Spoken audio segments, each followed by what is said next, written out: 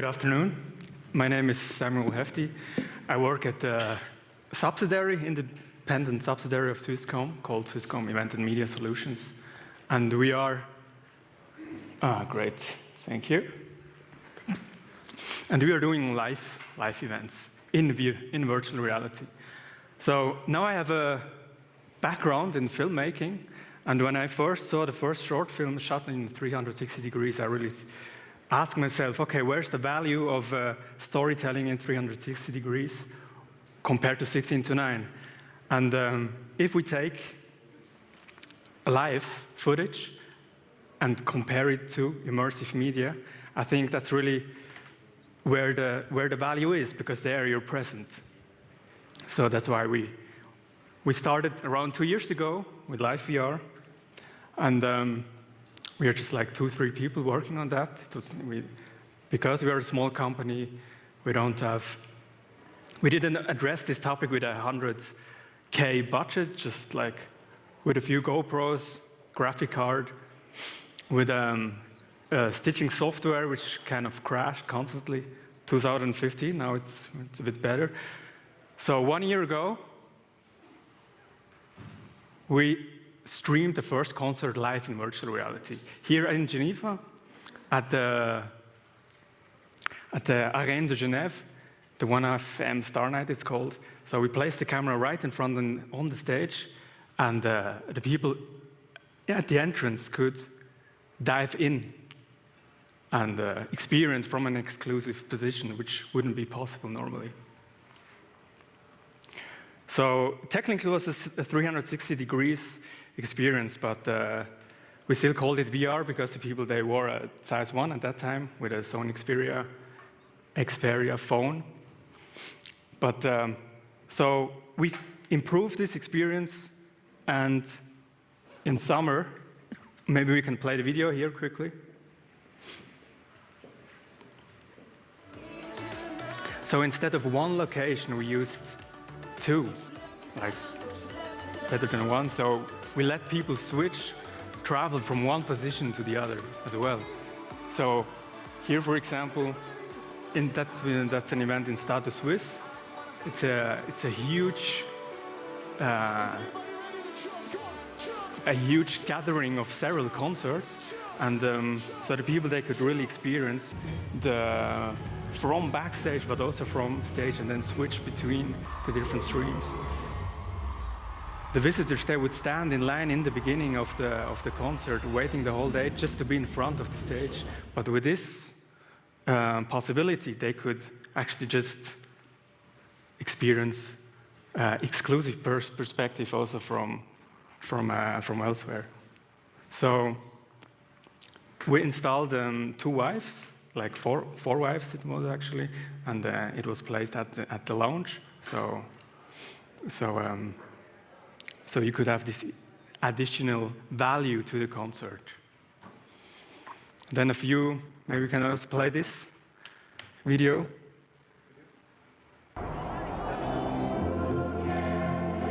So that's a few months ago in St. Moritz. There was the Ski World Cup. That's the opening ceremony. And so we thought, how can we increase the experience, the live experience?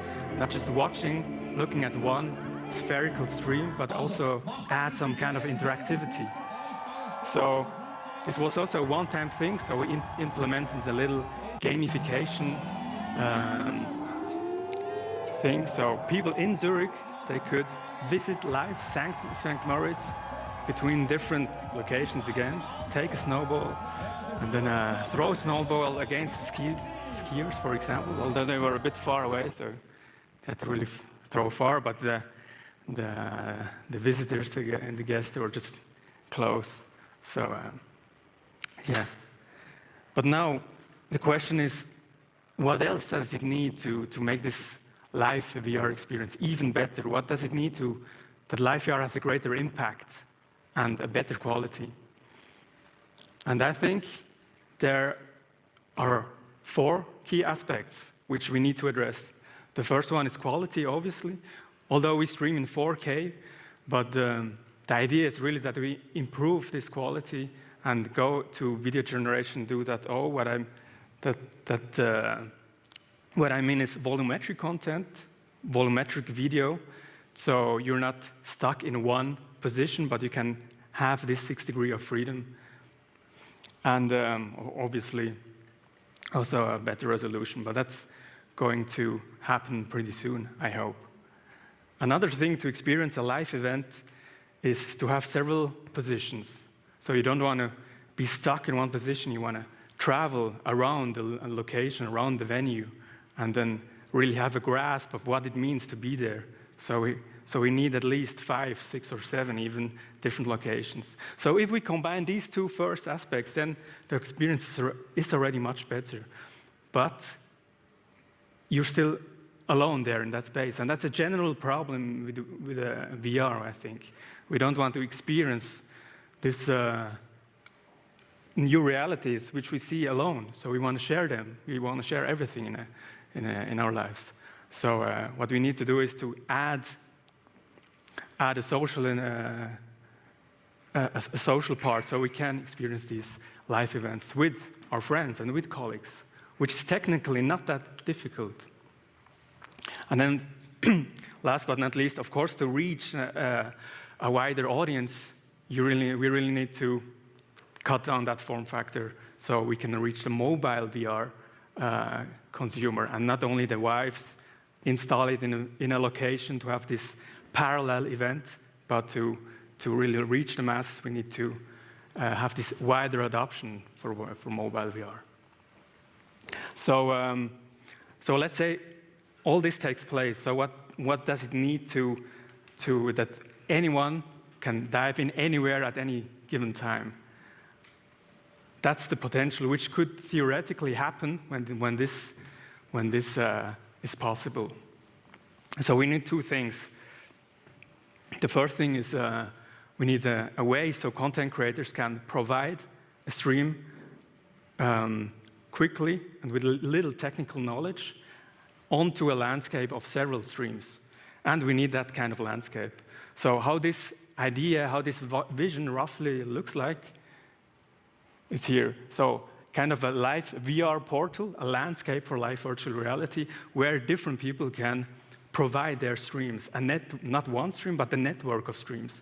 And people can share these experiences together. You can visit these different virtual events together. And then it's not just a copy of the normal event, you can augment it and enhance. And if you have this data from augmentation, you can also take this data into the real world and augment the real world as well.